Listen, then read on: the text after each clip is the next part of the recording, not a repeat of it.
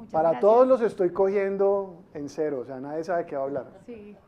Y a mí me da un poquito de terror cuando me dicen representante del ministerio TIC, porque yo no soy ni ingeniera, no estudié ni ingeniería mecatrónica, ni sé muy poco del espectro electromagnético y la subasta, entonces no vamos a preguntar nada muy técnico. Digamos que mi expertise en el ministerio es el tema de la cultura digital y creo que ahí las oportunidades de innovación social son absolutamente inmensas. Brevemente, ¿en qué estamos? En un país que lleva 8 años conectándose. O sea, ustedes no se alcanzan a imaginar lo que es montar en una panga durante 24 horas por el río Atrato.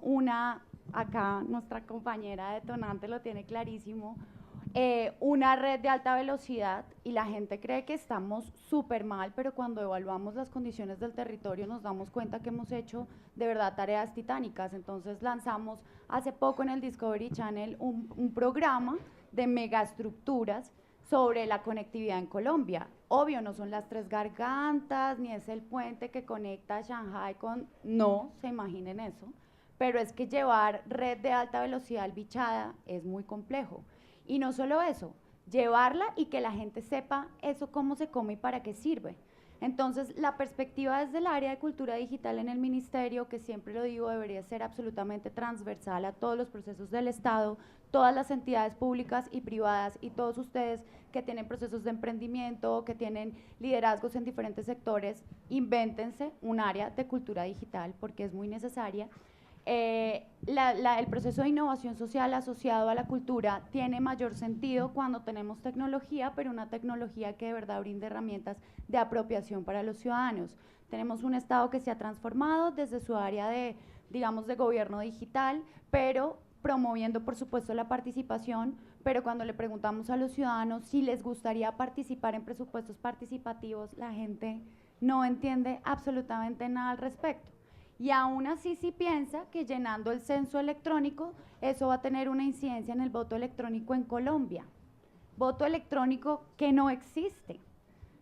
Cuando la gente piensa que es muy importante tener internet, pero cuando no es consciente que sus hijos pueden ser víctimas, pues ahí es donde nos empezamos a dar cuenta que el verdadero rol de transformación y de innovación social con respecto al área de la tecnología tiene que ver con el nivel de apropiación que los ciudadanos tenemos sobre la misma. Entonces, nuestra perspectiva en este momento como ministerio es, sí, tenemos altos niveles de conectividad, muchos de ustedes podrán viajar y decir, uy, acá internet me entra pésimo, pero dense cuenta que esos ciudadanos hasta hace muy poco, quizás 1 año, 2 años o 3 años, tienen acceso a internet cuando nosotros ya llevamos 19, 20 años conectados.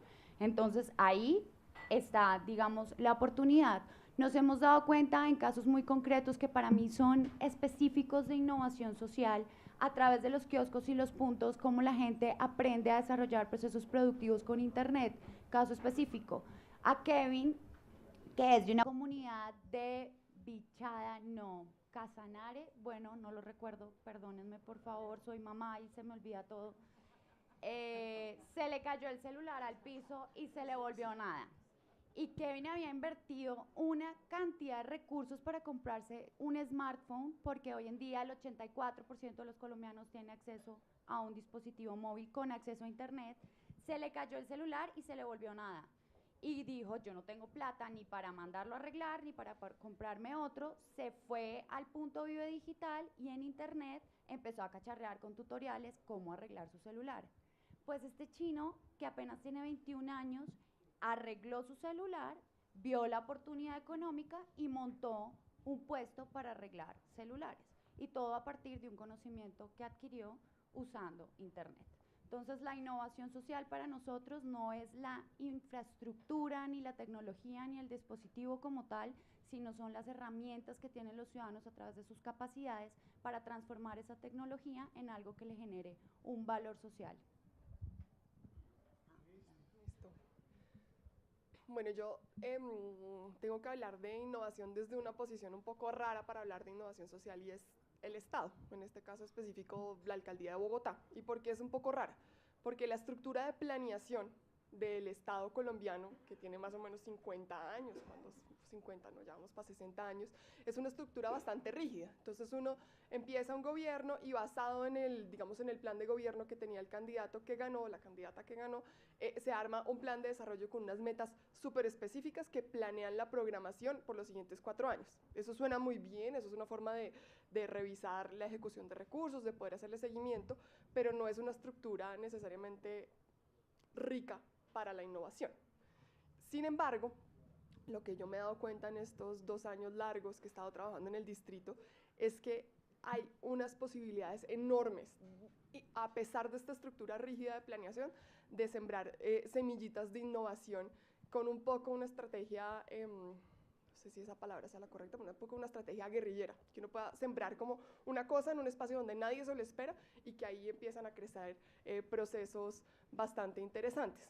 Y quería darles 2 ejemplos concretos de esos. Y uno, y es del que me siento muy orgullosa, es que la Secretaría de la Mujer, que es la entidad más pequeña del distrito de la Alcaldía de Bogotá, tiene 2 patentes, y 2 patentes que sacó en los últimos 2 años, basados básicamente en aplicaciones que se desarrollaron para atender problemas específicos que había en la Secretaría. Y es una cosa que uno diría, bueno, ¿por qué diablos la Secretaría de la Mujer tiene una patente o está orgullosa como institución, o yo como exsecretaria de tener una patente? Porque eso, detrás de eso hubo un ejercicio de innovación clarísimo, o sea, innovación chumpeteriana, pues con todas las letras, que creo que se pudo hacer a raíz de un problema concreto dentro de esta estructura muy rígida de planeación que se atendió de una forma innovadora. Y el segundo es que a partir de alianzas, digamos de alianzas de sumar gente, no necesariamente alianzas que lleven pues a cruces de recursos, que eso también es muy difícil hacerlo en el Estado, pero sí como cruces de esfuerzos se han logrado hacer cosas súper interesantes, además basadas en una cosa que también es contraintuitiva en la innovación y es basadas en el conocimiento histórico. Por ejemplo, uno de los grandes retos que hay, pues, que tenemos en la Alcaldía de Bogotá es reducir la maternidad y la paternidad temprana. Además es una prioridad del alcalde y es como ha sido como el mandato número 1, no solamente desde la Secretaría de la Mujer, sino ahora de Integración Social. Y en Bogotá de alguna forma ese es un problema, es una situación que se ha ido mejorando en los últimos años, lo que lleva a que cada vez sea más difícil seguir reduciendo la tasa de embarazos en mujeres menores de 19 años. ¿Por qué? Porque de alguna forma ese tipo de problemas son problemas que se van descremando, como la leche antes. Uno va sacando lo más fácil y después va quedando lo más difícil del problema. Y hemos logrado tener 2 estrategias muy sencillas a 0 costo para la alcaldía que han generado transformaciones. La primera es que, y aquí viene la anécdota, cuando Profamilia empezó a traer anticonceptivos a Colombia, su primer impulso, esto fue en los 70, fue empezar a distribuirlos en las droguerías. Pero resulta que en las droguerías, los dueños de las droguerías tendían a ser un poco conservadores y tenían como siempre vínculos con el cura del pueblo y sapeaban a las mujeres que iban a comprar anticonceptivos. Y se dieron cuenta que lo mejor era trabajar con los tenderos, que tenían una relación directa con las mujeres que hacían la compra del día, de la semana, etcétera, y capacitaron a tenderos de todos los, pues no todos, pero una gran importante proporción de pueblos de Colombia para que le pudieran orientar a las mujeres cómo se tomaban las pastillas anticonceptivas. Entonces, basados en esa experiencia, nos acercamos a las empresas que hacen ventas por catálogo, que hoy en día tienen esa capilaridad que tenían los tenderos en los 70 y son los que llegan directamente a la casa de las mujeres. Y pues todas hemos comprado alguna cosa en un catálogo, una crema, unos calzones, unas medias, etcétera, y en gran mayoría de los casos le debemos a esa señora todavía parte de la crema, de los calzones o de las medias. Entonces empezamos a capacitar a este grupo de mujeres con 3 empresas, a las mujeres que venden por catálogo, y empezamos a poner información de Sexperto, que es una plataforma que nosotros tenemos en la Alcaldía de Bogotá para contestar preguntas sobre derechos sexuales y reproductivos y a generar como un efecto bola de nieve, que ahora no tenemos evaluación de impacto, pero yo sí creo que ha influido en la reducción del 12% que hemos tenido, pues que tuvimos del 2016 al 2017. Y segundo, en este mismo proyecto hemos hecho una cosa que también fue difícil, y es que sobre todo cuando uno cuando uno ya salió del rubro de joven y se cree súper experto en los temas, es que hemos vuelto a hablar directamente con los jóvenes, con los Nicoláses que tienen ideas realmente transformadoras del mundo y que lo están a uno cuestionando permanentemente.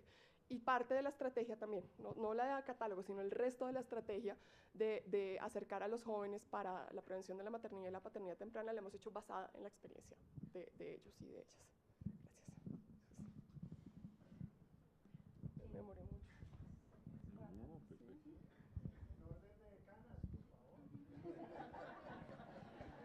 ¿Y este de qué se ríe, Luis? Si uno se las tapa. Yo antes me teñía el pelo, pero se me ponía rojo cuando nadaba, entonces. No, entonces mejor no. Bueno, yo quiero hablar de dos dimensiones de la innovación, una innovación social propiamente dicha, pero dar un contexto en el marco de la innovación como un esfuerzo que tenemos que hacer todos ahora. ¿Por qué hablo de ahora? Porque desde el punto de vista económico estamos en un punto de quiebre. Para todo el mundo es obvio. Esta economía creció más de 4,5% en promedio durante 10 años o 12 años, y hoy estamos peleando por crecer 1,6, 1,7, 2, 2,4 el año entrante. Se cayó a menos de la mitad el crecimiento de esta economía. Eso afecta absolutamente todo. Los entornos de los presupuestos, los entornos de los presupuestos, los entornos de las oportunidades, los recursos para las regiones, etcétera, etcétera. Ese cambio no es circunstancial y no es accidental, ese es un cambio estructural. Crecimos durante todo ese tiempo, insisto, más de 12 años o 12 años al 4,5%, gracias a algo que todos sabemos, un auge petrolero que representó un engrosamiento de finanzas del Estado. No voy a entrar en mucho detalle, pero todos hemos vivido los efectos de la reforma tributaria, los efectos del aumento del IVA, los efectos de la contracción de la economía, que ha sido resultado de que se cayó el precio del petróleo. Durante esos 12 años nos creímos ricos. Durante esos 12 años empezaron a aparecer las Louis Vuitton en los centros comerciales, los no sé qué en sí sé cuánto, los McLaren se empezaron a importar al país, antes de que desaparecieran. Y durante esos 12 años se redujo la pobreza en el país en 10 millones de personas y se aumentó la clase media en 5 millones de personas.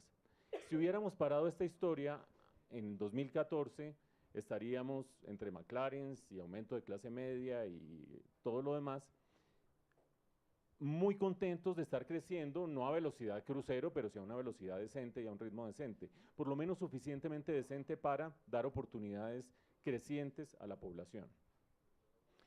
Se cae el precio del petróleo y esta economía se encuentra con los calzoncillos abajo. Se encuentra como el rey que sale desnudo a la calle y la gente lo empieza a señalar, está desnudo. ¿En qué consiste nuestra desnudez? En que tenemos muy baja productividad, en que hoy no hay fuentes de crecimiento y no es una advertencia en el vacío. 2014, 2015, 2016, 2017, proyección para el 2018, y no hay un solo sector productivo que uno diga, este es el que va a tomar la posta, ni siquiera la infraestructura y la vivienda, que en un momento se creyó que iban a ser los nuevos motores que nos iban a volver a hacer crecer al 4,5 o 5%, lo han logrado hacer. Nosotros nos dormimos durante 12 años, ganamos un baloto, que fue el baloto del petróleo, con él cambiamos el andén de la casa, lo volvimos de mármol, eso sí, pero la educación del hijo, nanay cucas, la educación, el computador, nanay cucas, la posibilidad de terminar haciendo que la siguiente generación tuviera más oportunidades y más herramientas que nosotros, nanay cucas. Hoy estamos arrancando un paro de maestros que es la réplica de otro paro de maestros que se da por un tema de salud, el paquete de salud de los maestros, ni siquiera por algo tan básico como es la evaluación de los maestros, que en el último paro no se logró sacar bien. Evaluar bien a los maestros. Sí, medio evaluar, pero entonces si me evalúan no me vayan a grabar, etcétera, etcétera, y si pierdo la primera evaluación en la segunda me evalúa un par, cosas de ese estilo. Se nos pasó esa bonanza y hoy crecemos al 2%, si nos va bien. Eso tiene dos implicaciones. La primera de ellas, los sectores que tenemos hoy en la economía no dan para crecer en gran medida porque no hubo cambio tecnológico suficiente, porque no hubo cambio productivo, porque no hubo mejora en el capital humano a través de la educación. Una economía crece o porque le empujan el triciclo, que es una bonanza que venga del exterior, o porque cambia de triciclo a bicicleta, de bicicleta a ciclomotor, de ciclomotor a moto, de moto a carro. Y ese cambio no se dio durante 12 años. ¿No hubo productividad? Sí, por supuesto, yo puedo citar 120 empresas que lo hicieron, pero el resto de empresas no lo hicieron. Esas 120 coinciden con las que se han ido a América Latina, las que compiten con el resto del mundo, las que están más o menos haciendo una transformación desde el punto de vista productivo. El resto, en sector agrícola, en sector agroindustrial, en sector industrial, no lo hicieron. Y la muestra está en el bajísimo crecimiento que estamos teniendo hoy en día.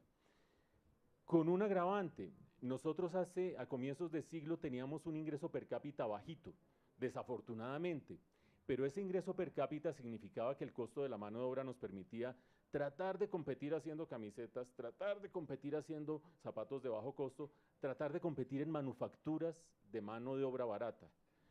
Crecimos durante 12 años, se elevó el nivel de vida de la población afortunadamente, pero ahora el valor del trabajo es demasiado caro para competir en ese nicho.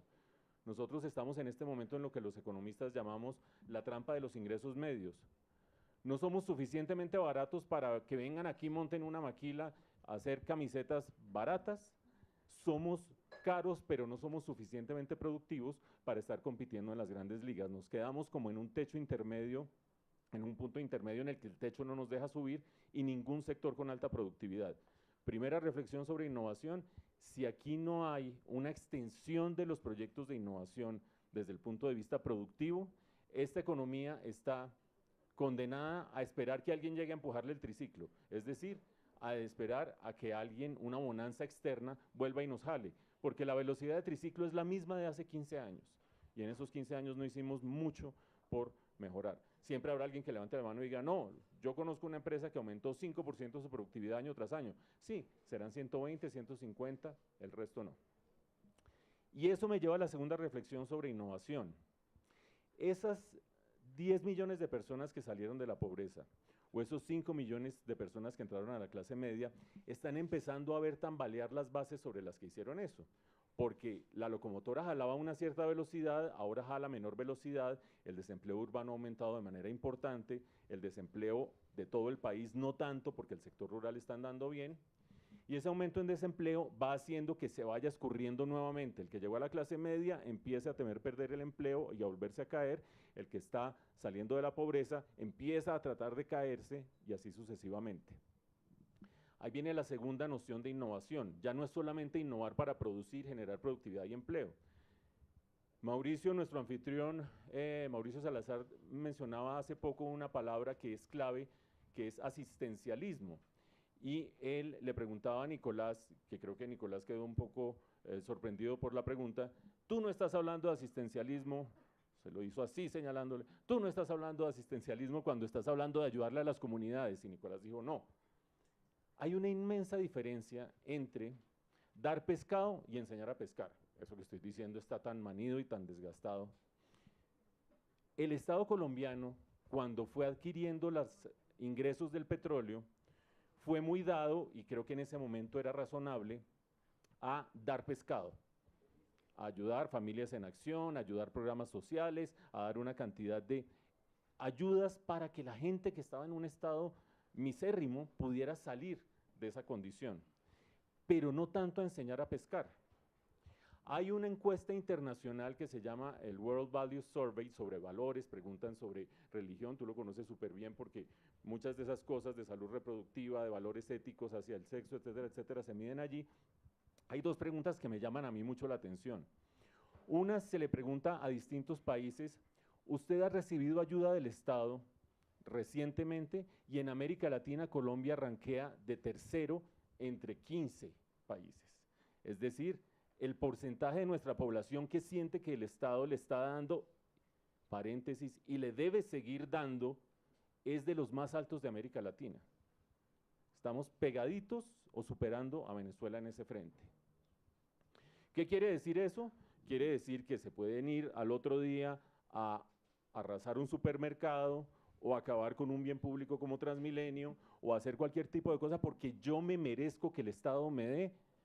¿Y usted por qué no intenta hacer algo por su cuenta? No, pues porque yo crecí 10 años completos con un Estado dándome distintos bienes distintos a enseñarme a pescar. Y hay una segunda pregunta del World Value Survey que quiero destacar aquí.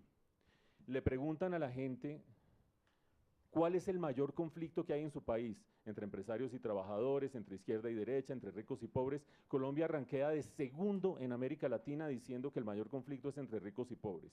Sumen ustedes esas dos cosas y explica un poco la coyuntura política que estamos viviendo en este momento, para bien o para mal. Yo no tengo, pues sí tengo preferencias obviamente, pero no me interesa compartirlas, pero explica en gran medida cuál es la situación que está en este momento rigiendo. ¿Por qué voy allí? Porque con un Estado sin recursos del petróleo para seguir siendo asistencialista, para seguir dando pescado, teniendo que recortar aquí y allá, teniendo que hacer una serie de ajustes, y en una coyuntura en que todo el mundo le tira al Estado y al país como si fuera piñata, el ELN, las BACRIM, el Clan del Golfo, distintos movimientos legales también, todo el mundo dándole a la piñata. En esa coyuntura es muy fácil decir, nosotros vamos, es que oigo una publicidad de radio, menos impuestos para los empresarios, mejor salario para los trabajadores. Ajá, ¿y de dónde vas a sacar esa plata? Bueno, pero es muy fácil en esta coyuntura hacer eso. Es mucho más difícil hacer innovación social enseñando a pescar, no el asistencialismo, porque en la actual coyuntura y durante un buen tiempo y mientras no haya innovación productiva, no va a haber recursos para seguir regando de arriba hacia abajo, punto número uno. Segundo punto, no es deseable seguir regando de arriba hacia abajo, sino que la cosa salga de abajo hacia arriba o se quede abajo, pero sin que lo jodan a uno mucho de arriba. Y en ese contexto, cualquier reflexión, les propongo yo, me atrevo humildemente a decirles que se haga hoy sobre innovación social, debe tratar de sacar el asistencialismo del frente y debe tratar de dar empoderamiento, sostenibilidad al margen de que a uno le empujen el triciclo. Debe permitir que uno mismo con su triciclo pueda avanzar más rápidamente sin esperar que haya recursos del Estado. El Estado se empobreció en 3 años. Se le recortó la quinta parte de sus ingresos por cuenta de la caída del precio del petróleo y no miren aquí a las funcionarias porque no tienen plata. Esas son las reflexiones. Luis. Venimos a pedir, ¿no? Con rating acá. Segundo Bueno, de canas, siga. Siguen las canas. Bueno, muy buenos días y muchísimas gracias a los que nos invitaron, a Mauricio por ser nuestro anfitrión. Pensando un poco en cómo compartir este conversatorio y cómo enmarcar un poco la innovación en Colombia, tal vez comenzaría con preguntarnos de dónde venimos y dónde estamos. Yo llegué a este mundo de lo social hace unos 20 años, no sabía nada, honestamente venía del mundo empresarial o sigo en el mundo empresarial, pero tenía como una intriga personal de cómo ayudar al país. Yo sentía que el país me había dado mucho, que había podido pues, estudiar en unos sitios privilegiados. Quise volver a Colombia después de 13 años y al regresar en el año 91, pues el país no había cambiado mucho en su problemática, se puso mucho más difícil entre el 91 y el 2000. Ustedes, tal vez los más jóvenes, no se acuerdan demasiado, pero pues era un país con 3.500 secuestros, con pescas milagrosas, con la guerrilla rodeando las ciudades, etcétera.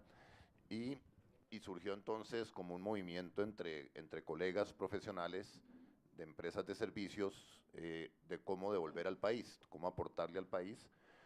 No éramos en ese momento muy ricos, no era plata lo que podíamos dar, entonces se nos ocurrió dar conocimiento y apoyo. Y eso me lleva a una primera hipótesis. Tratando de ponerle un contexto simple a la innovación, yo creo que uno puede medir o calificar la innovación social muchas veces como se mide una innovación empresarial. En el qué, se está haciendo algo distinto en el qué, en el cómo, en el dónde, en el cuánto, en el cuándo y en el con quién. Y personalmente lo que he observado en estos 20 años es que el qué no cambia mucho. Las problemáticas sociales de Colombia son casi las mismas y no las mismas. los mismos problemas de informalidad, de desempleo, de inequidad, de mala educación, de embarazos adolescentes, de poca protección a la tercera edad, ambientales, etcétera, etcétera, etcétera, etcétera. Entonces, a mí me parece que donde ha habido mucha innovación social en Colombia es más en el cómo afrontamos los problemas que el país o la región o la ciudad tiene, o el barrio. Algo en el con quién también, menos en el cuánto y mucho menos en el dónde. Y me quiero referir un poquito a eso.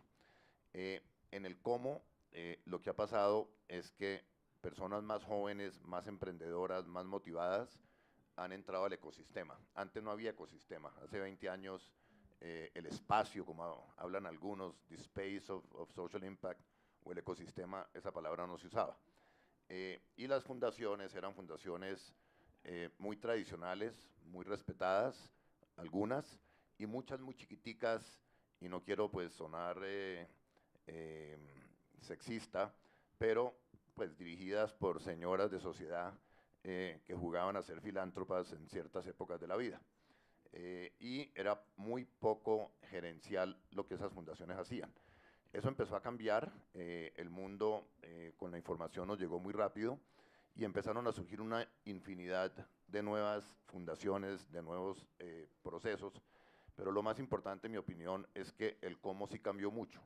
Y el cómo cambió porque se empezó a pensar más como inversión social y no como donación, no como asistencialismo, sino como filantropía estratégica. Y muy rápidamente, ya diría para el 2001-2002, las empresas se metieron en el cuento con el enfoque de responsabilidad social empresarial. Y eso evolucionó a valor compartido y a sostenibilidad y a tratar de cubrir los diferentes frentes al hacer negocios, pero hubo como un brote impresionante de creatividad en el cómo y en menor grado también en el quién, porque antes era un esfuerzo muy individual, muy casi que de superhéroe o de superheroína. Yo tengo que salir y sobresalir porque esta es mi fundación y esta es mi causa y aquí no se me puede meter nadie y no podemos competir, a esfuerzos mucho más colaborativos. Y ese fue, por ejemplo, el caso de Compartamos. Se pudo haber hecho desde una sola empresa, pero en algún momento concluimos que era mucho más eficiente hacerlo como un consorcio y llegar con una solución integral de gestión y de transferencia de conocimiento a una fundación, que no fuera una firma de consultoría que le armara la estrategia, pero todo lo demás cojo, o una firma de abogados que les organizara la casa legalmente, pero todo lo demás cojo, o un banquero de inversión que pues hiciera un plan financiero y lo demás no estaba bien armonizado. Entonces, no obstante que éramos competidores, decidimos trabajar juntos y era muy simpático porque teníamos consejos una vez al mes de 7 de la mañana a 9 de la mañana. Casi ninguna fundación comienza a tiempo y menos termina a tiempo sus reuniones. Nosotros éramos muy juiciosos porque a las 9:01 nos íbamos a hacer plata y a quitarle el negocio al vecino del desayuno. Y era pues un ambiente muy simpático porque sí, competíamos muy duro, pero en Compartamos colaborábamos. Lo otro que cambió es que empezó a haber más plata en el sector social. No mucha más en comparación al PIB o a cualquier indicador macroeconómico de un país, pero sí mucha más comparado con lo que históricamente había. Entonces, hubo ciertas personas que empezaron a donar más. Eso tuvo que ver en parte con la creación de riqueza. Como dice Mauricio, en el 2014, pues muchos nos sentíamos muy ricos porque el dólar estaba a 1850 y llevábamos 10 años ganando más y pudiendo comprar más respecto al extranjero. Pero pues comparativamente todavía éramos un país pobre, pero sin embargo en esos 10 años se crearon unas fortunas impresionantes. Yo hice un análisis de cuántas familias en Colombia existían con patrimonios de más de 500 millones de dólares y por información que uno tenía había por lo menos 60 familias y algunas con fortunas de 2.000, 5.000, bueno, 15.000 un par. Y esa nueva generación de empresarios o de herederos en potencia se empezó a comprometer más con el país. Dijo, este país hay que sacarlo adelante y se comprometieron a trabajar en cosas sociales, algunos como primera opción de carrera, otros como un complemento. Pero finalmente a lo que voy es que en estos 20 años sí ha habido mucha innovación social en Colombia, fundamentalmente en el cómo y en el con quién, y algo en el cuánto. Ahora, me preocupa mucho hacia adelante, porque, de nuevo, como dijo Mauricio, el principal problema en Colombia es la brecha entre ricos y pobres. Y Colombia realmente son dos países. Y si uno mira las estadísticas sociales que está produciendo el DNP, que ahora saca indicadores sociales por departamentos, por ciudades, y uno los rankea de más pobre a menos pobre, es impresionante ver dos extremos, el Chocó y el Cauca, con niveles de necesidades básicas insatisfechas del orden del 80%, y una escalera descendente hasta un Bogotá y un Bucaramanga con órdenes del 9%. Y en términos de pobreza extrema, un departamento como el Chocó en 35% y una ciudad como Bucaramanga en el 1% de pobreza extrema. O sea, para efectos prácticos, y es sorprendente, hay que analizarlo, Bucaramanga ha eliminado la pobreza extrema. Ya es una pobreza extrema casi que estructural, que es muy difícil de eliminar por temas particulares. Pero a lo que voy, y no quiero usar mal el término esparcir la mermelada, pero hay que sacar del triángulo del privilegio, que es lo que existe entre Bogotá, Medellín y Cali, y lo que hay en la mitad, con la excepción de Bucaramanga y Barranquilla, todo lo que es capacidad del Estado, presencia empresarial y tercer sector.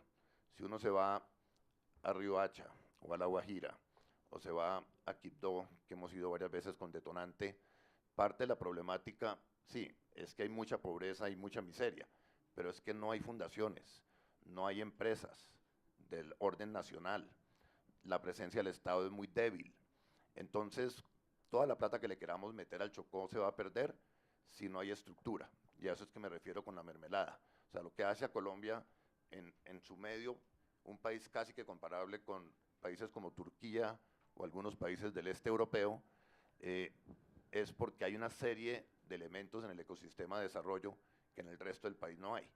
Y cuando uno mira Chocó y Cauca y Córdoba y otras partes de los llanos, se parecen muchísimo en sus indicadores sociales al Sudán, a Somalia, a una cantidad de países del África.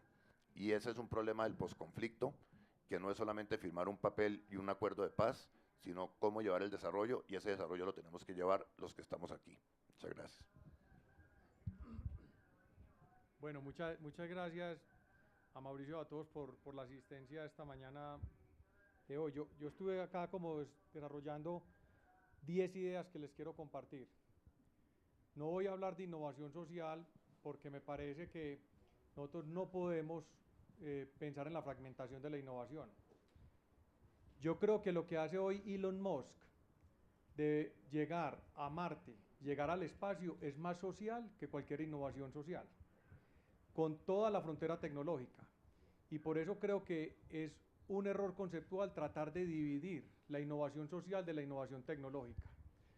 Y creo enormemente que la innovación social tiene que tener una gran capa de tecnología. Hoy los seres humanos tenemos, nuestra función es utilizar la tecnología para poder apalancar las soluciones a los temas más dramáticos que tiene la sociedad. Y me parece que eso es lo que no ha entendido nuestro país, no han entendido nuestros líderes políticos, y creo que la innovación, la tecnología y la investigación han estado siempre en la puerta de atrás. Entonces quiero arrancar con ese concepto. Segundo, considero que la innovación es para todos. La innovación no es ni para ricos ni para pobres, sino que la innovación es una capa que tiene que tocar todos los segmentos de la sociedad y sobre todo tiene que buscar llegar a los más necesitados. La innovación tiene que tener un propósito fundacional que busque la transformación. Tercero, creo que nosotros hemos entrado apenas en un nivel de conciencia sobre los problemas. ¿Qué quiere decir eso? El Internet borró el tiempo y el espacio, y al borrar el tiempo y el espacio nos puso en una misma dimensión. Yo no creo que nosotros vivamos en 3, 4 dimensiones, yo creo que vivimos en una sola dimensión. Y es una dimensión única, una dimensión ecosistémica, donde todas las relaciones de los actores nos llevan a pensar en cómo realmente los problemas no se tratan desde una sola dimensión, sino que se tratan de manera interdisciplinaria. Entonces, al haber logrado esa conciencia de entendimiento de los problemas, me parece que todavía no hemos entrado en la conciencia de la inteligencia colectiva. ¿Qué significa eso? Que cada uno de nosotros somos parte de la solución. Acá hemos tratado siempre, hemos visto el desarrollo de una manera fragmentada, entonces le corresponde responder o resolver este tema.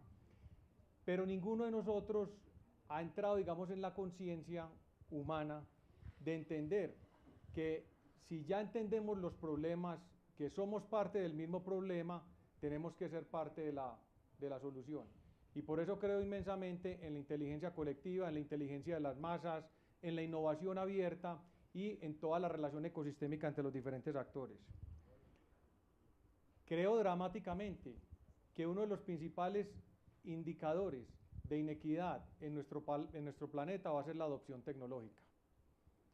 ¿Y por qué? Porque, y lo voy a decir con mucho respeto porque, pero quiero ser, digamos, también ser un poco directo y franco porque me gusta mucho esta conversación. Creo que nosotros repartimos muchas infraestructuras. Y estoy de acuerdo con lo que decía Mauricio y lo voy a complementar con lo siguiente. Una economía no compite con productos ni servicios. Una economía compite con capacidades. Y las capacidades son inherentes a lo que seamos capaces nosotros de desarrollar.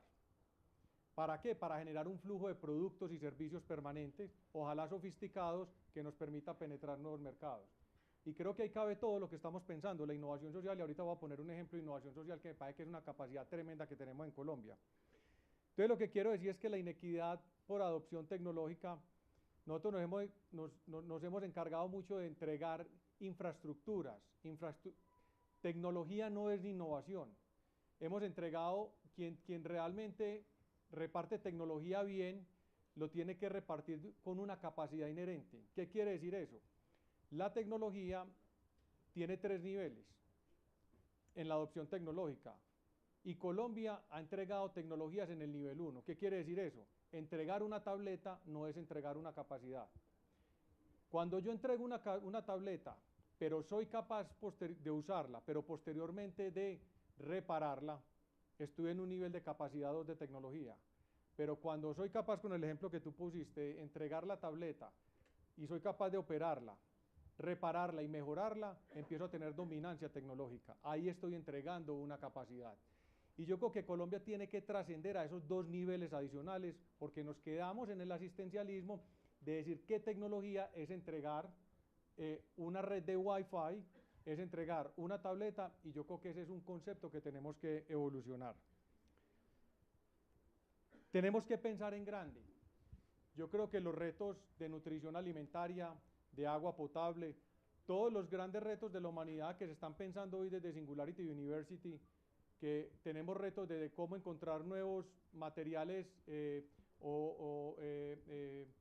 productos, digamos, químicos o encontrar nuevos minerales en satélites en el espacio, a cómo resolver problemas digamos, en el globo terráqueo, están en la misma dimensión.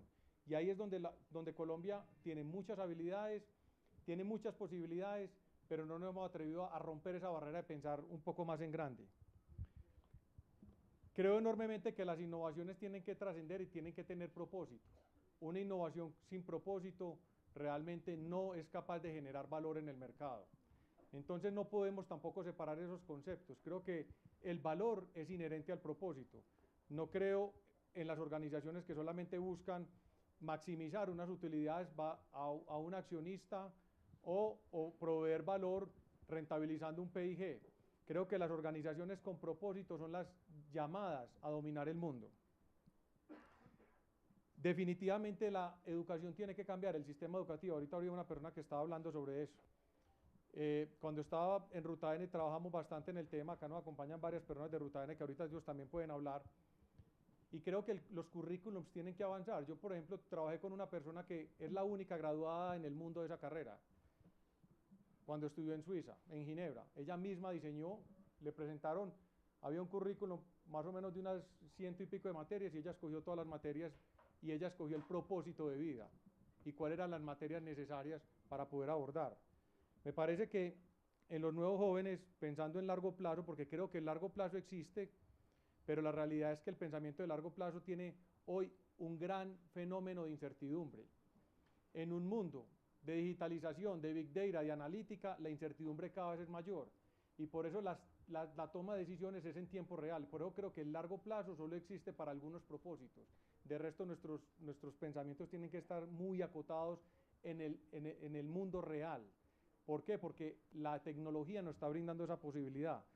Creo que los currículos tienen que migrar enormemente a tener temas de creatividad, programación. Tengo un amigo que ya está creando el primer colegio para que los jóvenes solamente estén concentrados la mayor parte del tiempo en bilingüismo y en programación, en cómo desarrollar nuevos algoritmos, porque ese es el nuevo lenguaje de la humanidad.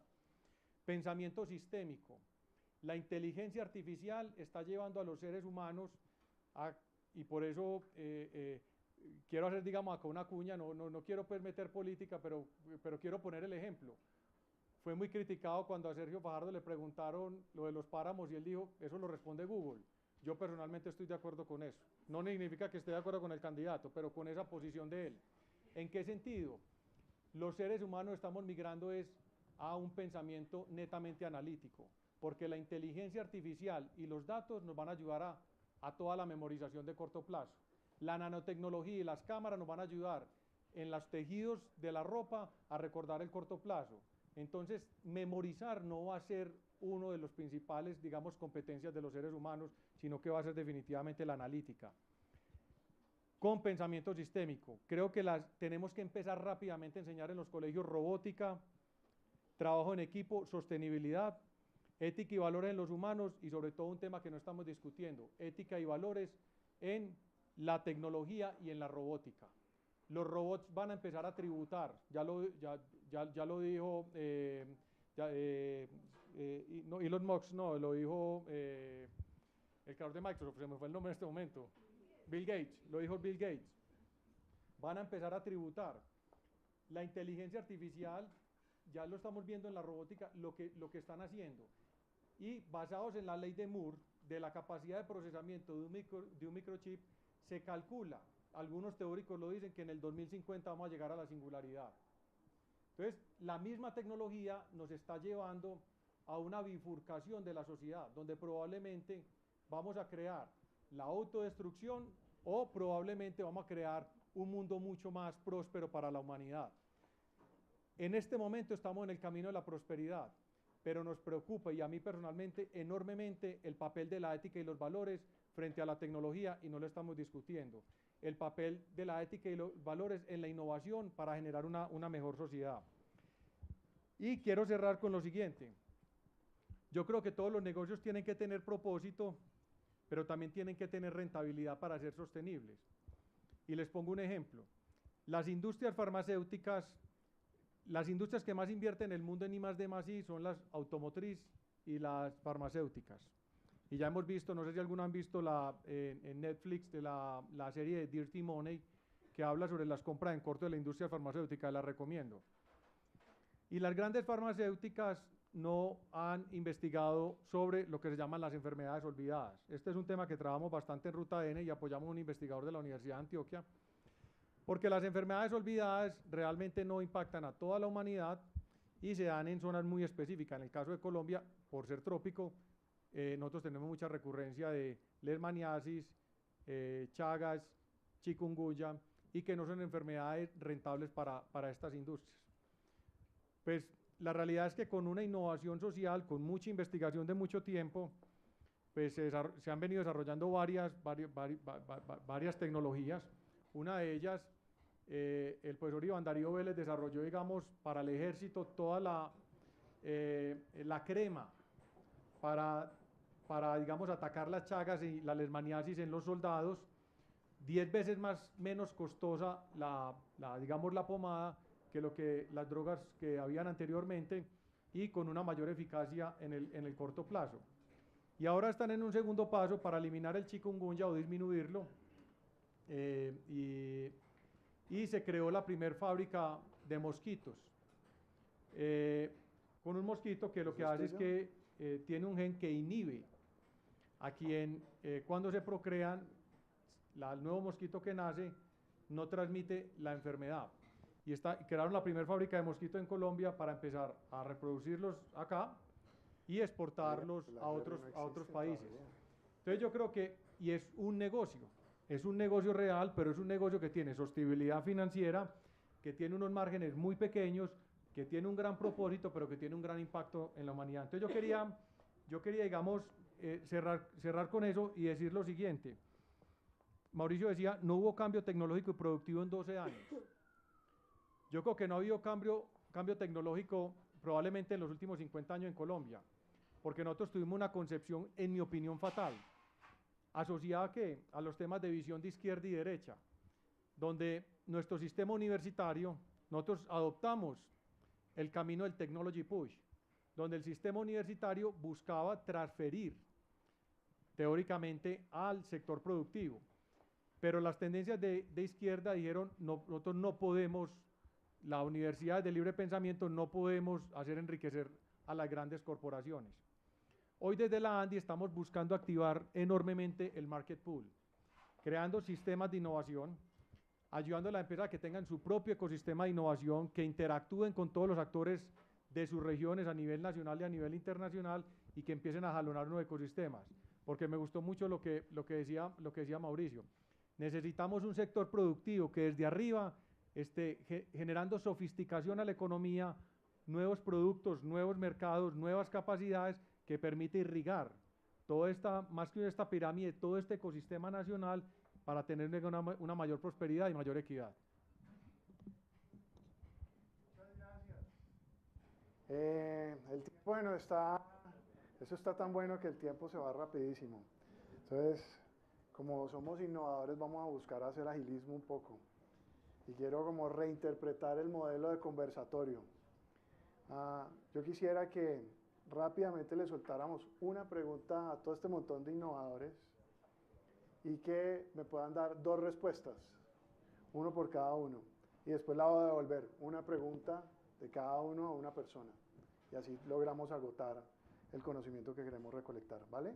No entendí. Entonces, a ver, Mauro. Bien, una pregunta al auditorio. 2 respuestas. ¿Sí? Yo suelto una pregunta y allá me levantan la mano y escogemos 2 respuestas. 2 respuestas. Y al final, de allá también, de allá para acá, y ustedes nos dan una respuesta. ¿Vale? De hecho, les doy tiempo, va mi hija, eso sí, hágale. Bueno, uno de los principales retos que nosotros tenemos, la reducción de la brecha digital, que está Micrófonos, porfa. Pues brecha digital en 2 vías, primero conectividad e infraestructura, y la están aquí. segunda, que creo que es como de común acuerdo en todas las personas que estamos Yo me acá voy a robar los 2 sentadas, inalámbricos. brecha digital enfocada en generación de capacidades. A mí sí me interesa mucho todos desde sus diferentes entornos y sectores conocer qué están aportando desde su enfoque para la reducción de la brecha digital en la generación de capacidades. 2 respuestas. Manos, ¿alguien está metido en ese cuento? Hola. Santi, yo me llamo Santi. No, es piche, señor. Bueno, yo me he dedicado un poco a lo mismo que tú, a políticas públicas de tecnología hace un tiempo, ahora un poco a la investigación. Y me preocupa el tema de la tecnología y las brechas, el tema del Matthew Effect, y es que la gente llega a usar la tecnología con capacidades distintas, ¿verdad? Y yo me estoy un poco dedicando a eso, a hacerle ver al gobierno, a las entidades, a los desarrolladores, a las empresas de tecnología, que hay inequidad digital muy fuerte por encima de la brecha. Y es, la gente que sabe inglés está usando el Internet para muchas más cosas que la gente que no lo sabe. La gente que tiene tarjeta de crédito lo está usando para muchas más cosas que los que no. La gente que lo usa más horas o menos horas, hay diferencia. La gente que tuvo buena primaria y tiene sintaxis buena para búsquedas perfectas, obtiene más información del Internet. Entonces un poco me he dedicado a ese tema, a hacer conciencia de que las brechas sociales, si no se corrigen antes, la tecnología las multiplica.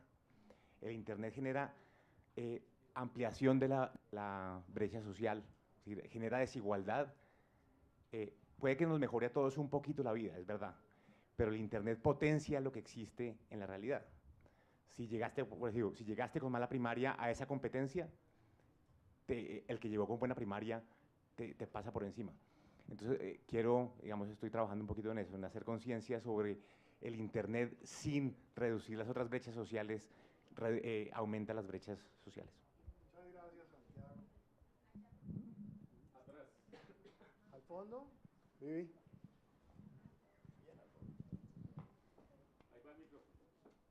¿Dónde? Hola, ¿cómo estás?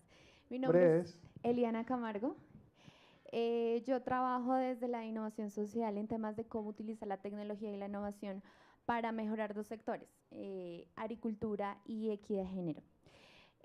Pero mi pregunta es, y es muy encaminada a lo que habla Santiago, y es que si no entendemos bien los sectores, o que, por ejemplo, Colombia en qué debería ser bueno, en qué deberíamos brillar a nivel internacional, entonces ahí sí se utiliza la tecnología para potencializar esas capacidades que se quieren, por ejemplo, de los agricultores. Pero no es solo brindar kioscos Vive Digital o puntos Vive Digital y soltarlos a la deriva sin enfocar qué queremos mejorar, por ejemplo, del campo. Si es la transformación, si es la producción, si es el pensamiento empresarial del agricultor.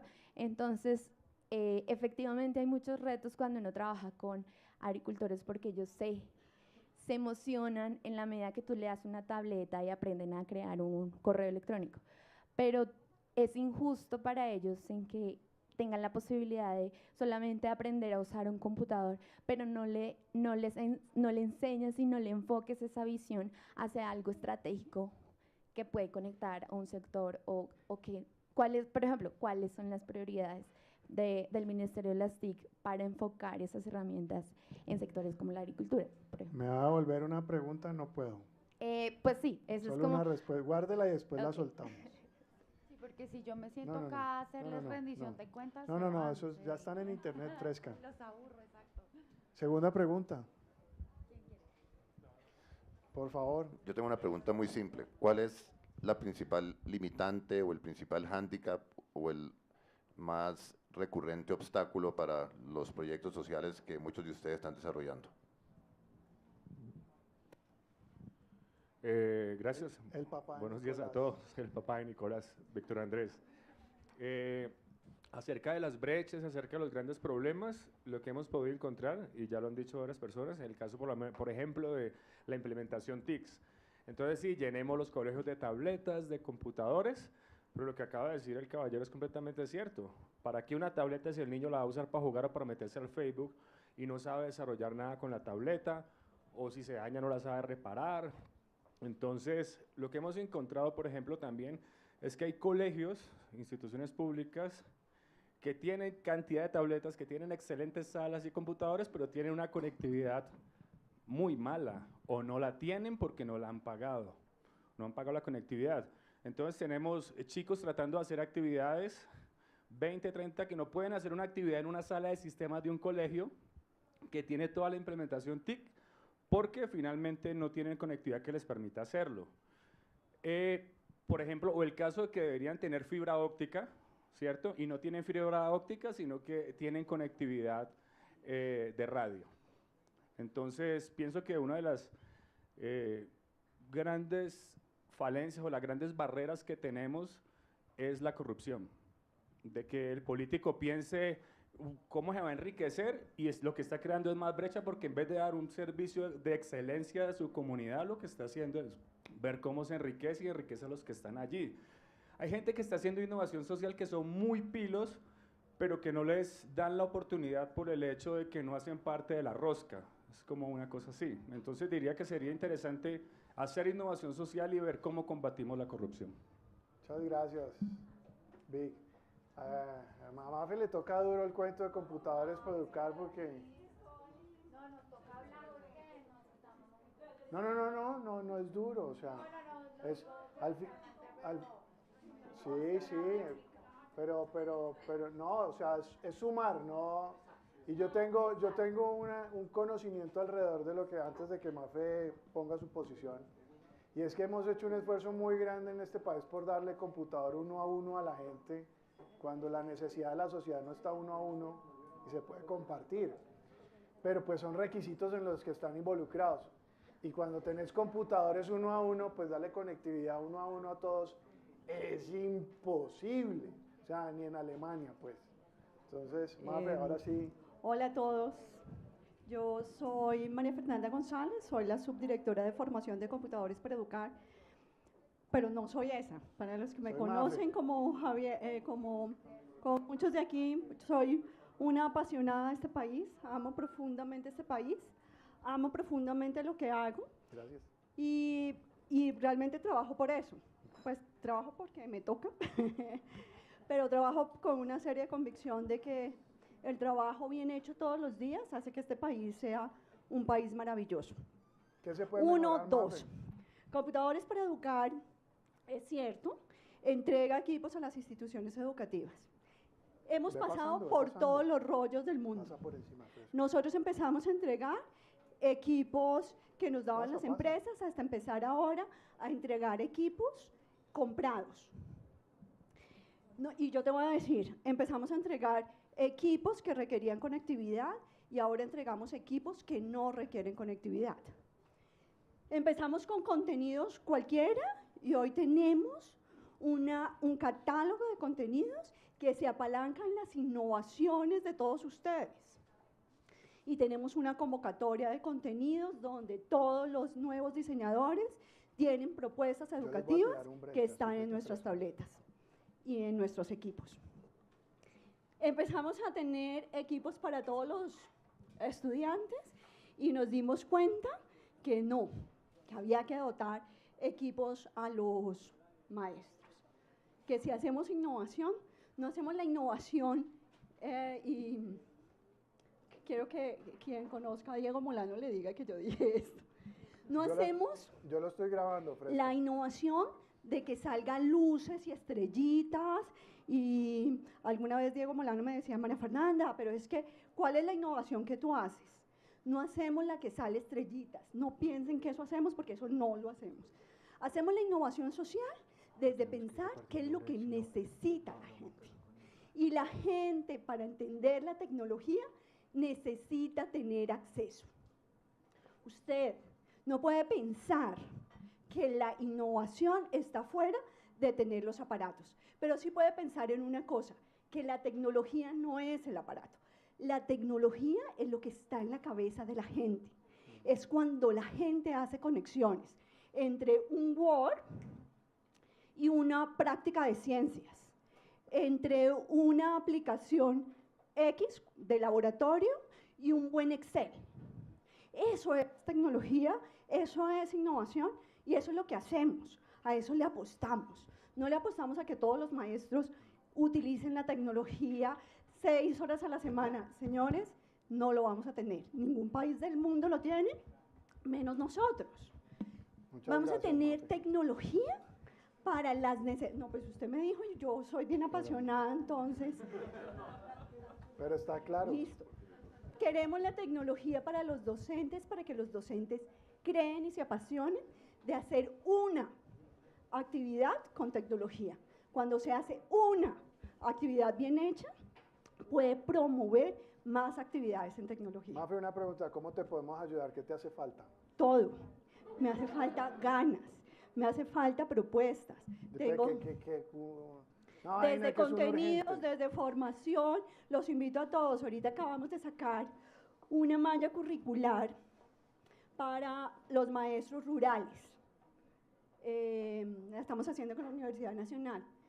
Es de ustedes. Si ustedes me escriben, yo se las mando. Si alguien de ustedes quiere aportar y decir, estás loca, eso no deberías hacerlo, me lo dicen para poder mejorar la malla.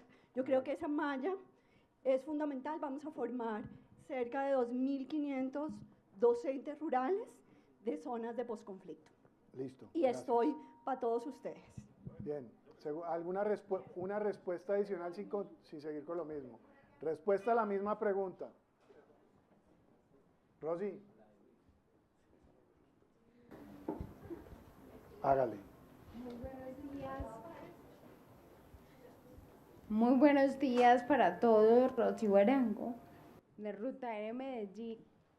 Respondiendo un poco, intentando responder tu pregunta y saliéndome bastante del tema de computadores y niños, yo creo que hay algo interesante que tú decías, María Fernanda, y es que la innovación necesariamente no es un robot, necesariamente no son Les cuento, por ejemplo, ahora tenemos un proyecto, Juan, que nació contigo, que es Liberando Ideas, el cual es socio, el BID, no sé si por aquí es, bueno. Hay hartos, hay hartos. Está Mónica. Está El proyecto es de innovación en La Pola, que es la mal llamada cárcel de menores en Medellín, y ha sido idear modelos de negocio para que los chicos y las chicas, una vez que salen de la institución, puedan tener una ocupación y una inclusión económica y social que evite reincidir. Eso no es innovación dura, el sentido de que no es innovación de computadores ni de libro, sino que es una innovación más blanda, creo yo. En temas sociales, pienso con todo lo que han visto estos ojos en 10 años, que la innovación social es mucho más allá de un computador en un proyecto de niños. Y no lo estoy demeritando. Al contrario, creo que María Fernanda y muchos de quienes trabajan en eso pueden saber al final del día que es mucho más allá de eso, la metodología, lo que eso genera, el cambio que genera la gente. Juan Camilo ahorita contaba muy por encima que estuvo en Ruta N, fue mi jefe, tuve el gusto de que fuera mi jefe, y un proyecto hermosísimo nuestro, que fue Horizontes, en el cual formamos en robótica a más de 2.200 niños de escuelas públicas de Medellín. Si tú te acuerdas, Juan, en un capítulo de Horizontes hicimos una expedición, los llevamos a Indiana, a la Universidad de Purdue. Ni siquiera fue la interacción con la tecnología, fue lo que eso significó y significaba en la vida de ellos. El cambio de rumbo de vida es absolutamente paradigmático. Hace 4 años me decían, yo les preguntaba a Rosy, ¿qué quieres ser cuando seas grande? Y me decían taxista como mi papá. Hoy están estudiando ingeniería mecatrónica y quieren trabajar en robótica en la NASA. Es a otro nivel. Y es la oportunidad que somos el innovador de permitirles a ellos ampliar el mundo. Yo los invito con todo respeto, a raíz de tu pregunta, que es muy pertinente, a superar el dilema de computadores y niños, porque se queda mucho más afuera. Aquí nada más en Soacha existe la Dos Pancondo, que es una empresa social que se encarga de hacer helado para diabéticos de bajo costo, con productos naturales y nativos. Están los gimnasios de Flex y muchas de las empresas sociales que, no siendo de Medellín sino de otros lugares, han llegado hacia nosotros. Yo creo que en la provincia o fuera de la capital se hace una innovación mucho más, en sentido estricto, social en su uso.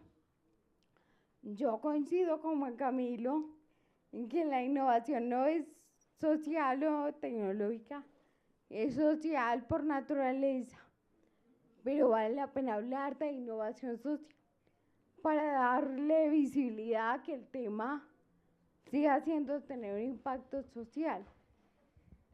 Muchas gracias. Gracias, Rosy. Ha dicho, además, no solo social, sino robótica y mecatrónica a su cabeza. ¿Sí o no, Juan? Esto se me está cortando, entonces, preguntas, nueva pregunta, hágale, Mauro, suéltela. Para efectos de la grabación, como decíamos hace un rato, uno de los cuellos de botella para aumentar productividad y nivel de crecimiento, que es apenas una de las dimensiones de esta discusión, es la calidad del capital humano, y en eso creo que el sistema educativo está en el siglo pasado, literalmente y sin ningún temor a exagerar. ¿Quién ha tenido una experiencia educativa chévere? No que suena chévere y que promete y que no sé qué, sino que ha dado resultados concretos. ¿Ya? No, usted más ya habló.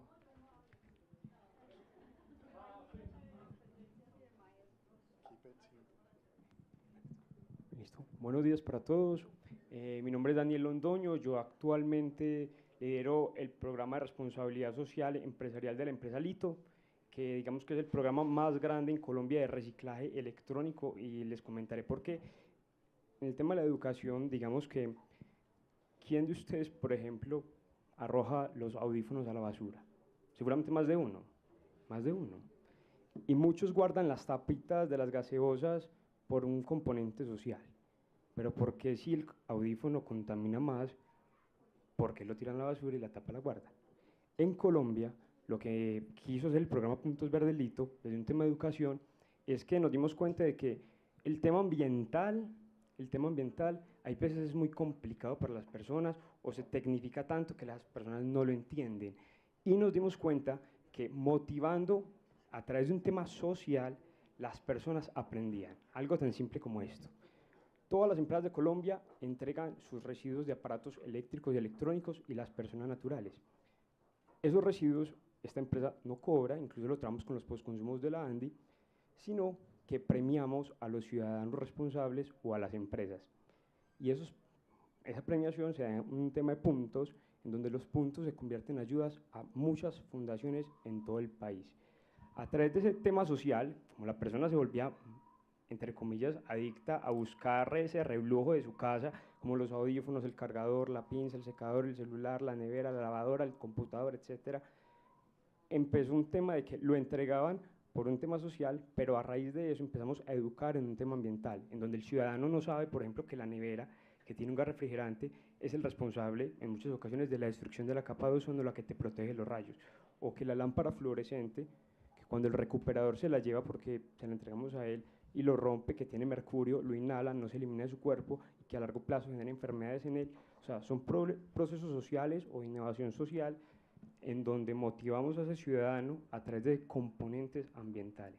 Entonces, más que todo es porque, también concuerdo mucho con lo que dices, no es innovación solo social, sino que hay una innovación ambiental que se tiene que aplicar en el país. O sea, yo soy ingeniero ambiental, representaba a Colombia en los temas de cambio climático en la COP21 de París y me daba cuenta de que aquí todavía estamos demasiado crudos en el tema. Entonces, es empezar a trabajar en otros temas de innovación diferentes al tema social.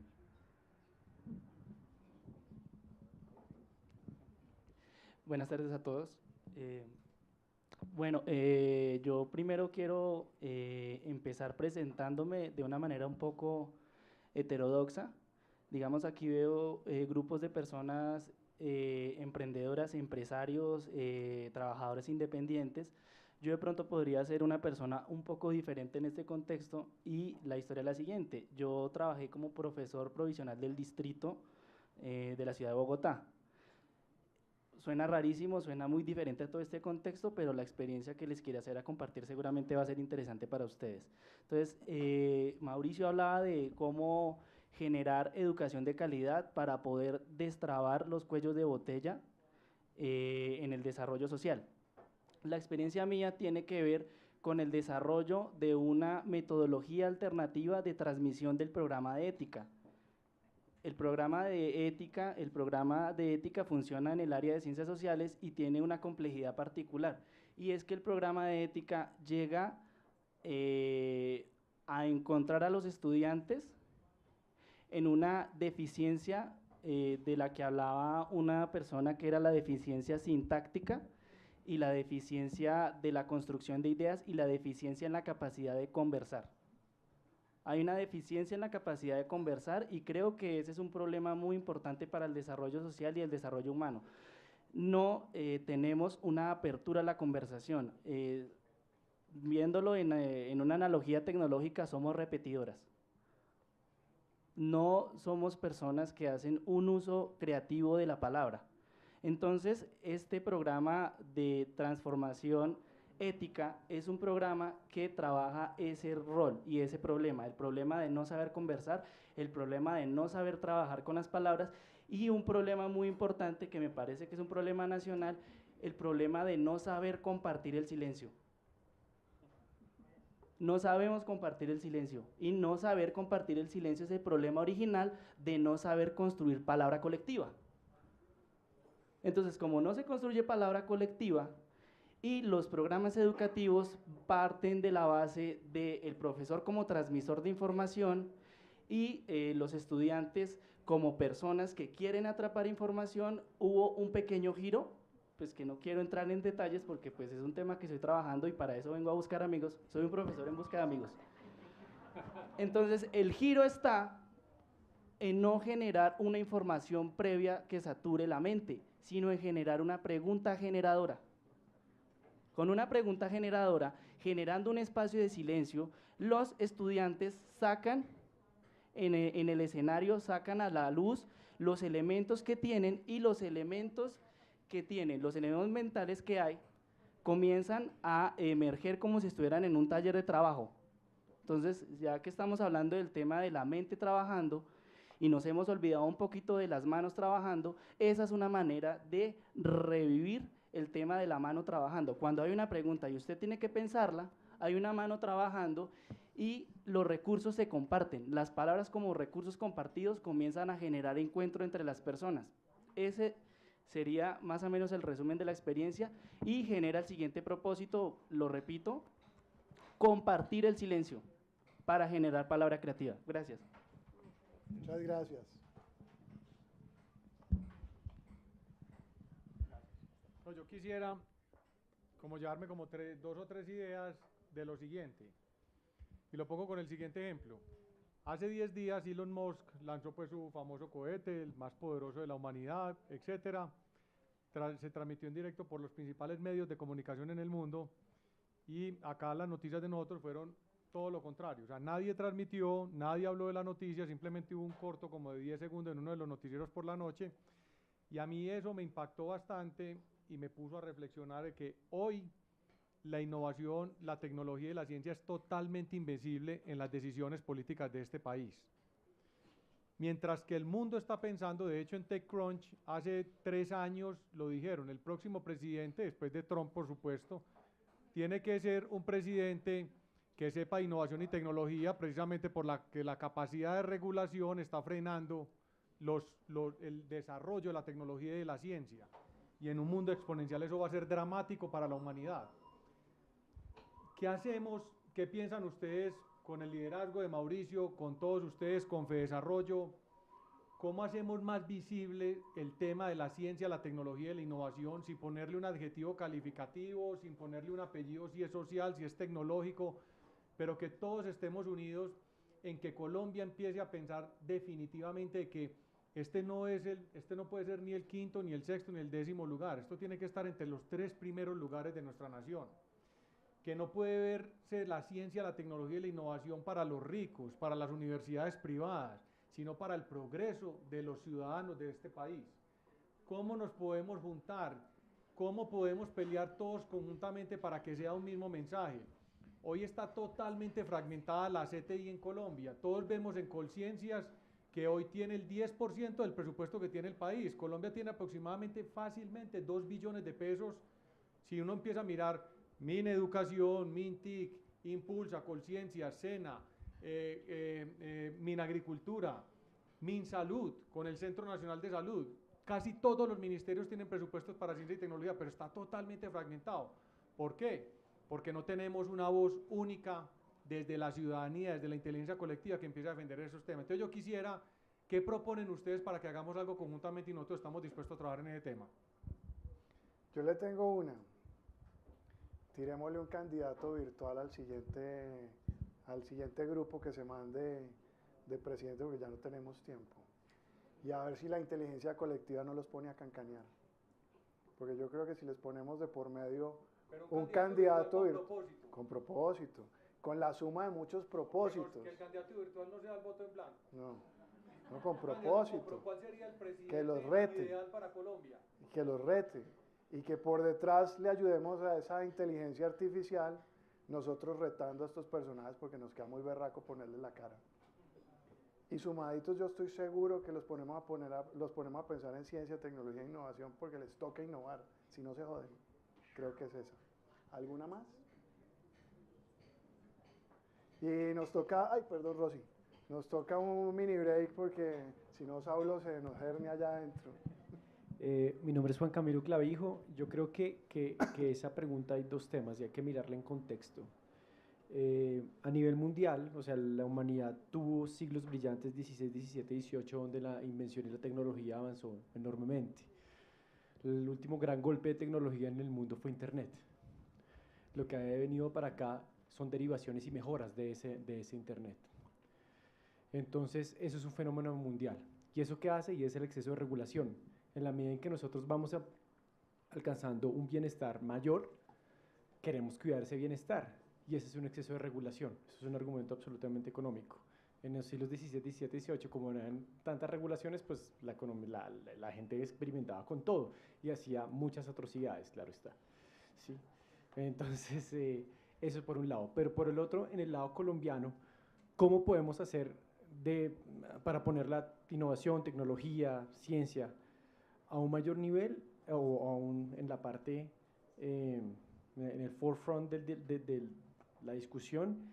Y no es solo poner la tecnología, la ciencia y la innovación en la primera línea, sino hacer que el resto de problemas que tiene este país, tierras, desigualdad, servicios públicos, necesidades básicas insatisfechas, puedan coordinarse con ese estar en el primer nivel.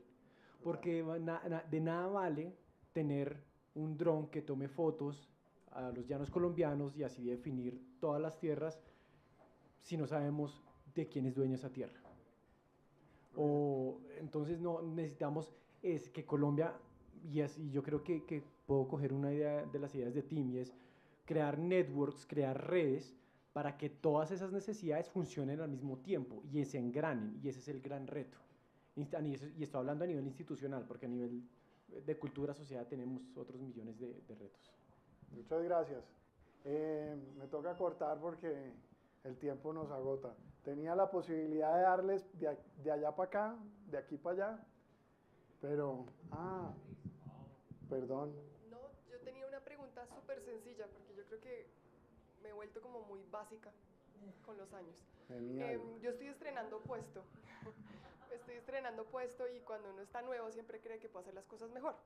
Y actualmente en los servicios sociales de Bogotá, la atención que están recibiendo los niños de primera infancia, los adultos mayores, los habitantes de calle, las personas con discapacidad, están separadas y son en espacios separados, con equipos separados, con procedimientos separados.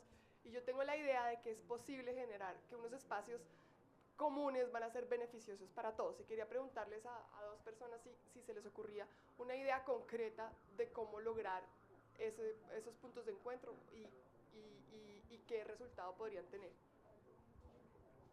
¿Alguien tiene una respuesta? Veo una atrás. Hola, Nicolás Martín de la Corporación Somos Más. Una que nos parece genial es involucrar intergeneracionalmente en espacios de diseño y solución a niños, jóvenes, adultos y adultos mayores. Cuando uno abre preguntas, de cómo nos imaginamos, cómo nos soñamos, y están estas distintas generaciones. Es un ejercicio bonito en sí mismo, empoderante para ellos y que da una perspectiva como mucho más integral. Listo. Aquí hay otra.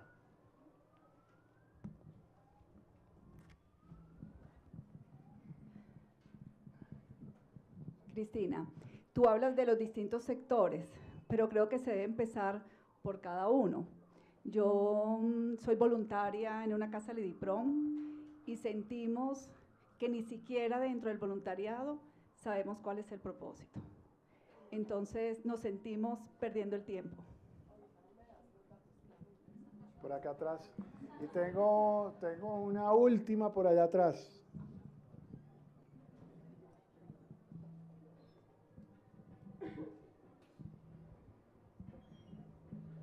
Hola. Bueno, pues en esta última pregunta, juntar problemas a veces, ¿no? Juntar problemas para que entre ellos se encuentren soluciones. Hay muchas innovaciones probadas en este ámbito. En el Reino Unido ahora se acaba de crear el Ministerio de la Soledad. Hay un ministro que trabaja en eso y lo que básicamente está explorando es exactamente decir, bueno, pues toda la gente mayor, la gente con discapacidad y la primera infancia, cómo juntarla para generar dinámicas positivas. Y han habido muchos experimentos ya, sobre todo en los países nórdicos, que creo que te podría compartir uno a uno. Otra pregunta, temas de educación. Hay innovaciones probadas en todo el mundo buenísimas sobre cómo hacer que los niños sean...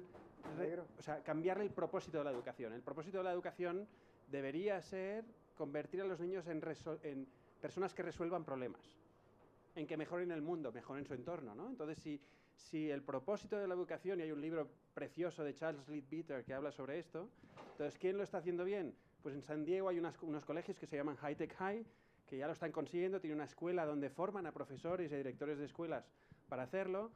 En Canadá, lo presentaba antes Tim, un programa de matemáticas que se llama Jump Math, que hace que todos los niños, absolutamente todos, disfruten y aprendan las matemáticas, pero a nivel, aprendan las matemáticas para saberlas aplicar, no la mecánica de se multiplica el número de arriba con el de arriba y el de abajo con el de abajo cuando multiplicas fracciones, sino entender lo que estás haciendo.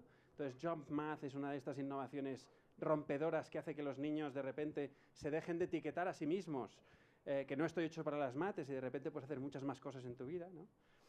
Hay una innovación ahora que se llama Detective U, que detecta la dislexia en un test por internet, 15 minutos, subvencionado por Samsung.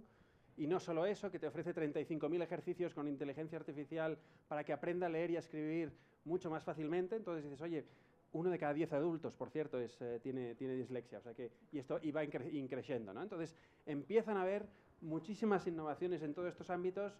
Mi invitación... Ah, y la pregunta a Luis. Luis, que te hemos ignorado completamente. No tenemos problemas, ¿no? Básicamente, te estamos diciendo que no tenemos ningún problema en lo social. Yo creo que si hay un problema, si te dijese un problema que hay en España, salvando todas las distancias, estamos por debajo en el índice de innovación social, es crear equipos buenos. Crear equipos buenos multidisciplinares que sepan. Uno, que sepa diseñar con el usuario, que sepa diseñar con el beneficiario. Otro, que sepa empaquetarlo. Otro, que sepa sacarle un modelo de ingreso sostenible y escalable. Otro, que sepa evaluarlo. Y segundo, no tenemos dinero paciente para evaluar con el tiempo suficiente para saber si realmente funciona o no funciona. Podemos evaluar los resultados académicos en un año, no sirve de nada, ¿no? Necesitas 6, 8, 10 años para saber evaluar bien. Entonces, ¿quién tiene capacidad, esa paciencia para esperar los resultados buenos y documentarlo, ¿no? Entonces, invitaros a explorar lo que decía Tim, modelos que funcionan en otros sitios para empezar un poco ya, no de cero, sino un poco más adelante.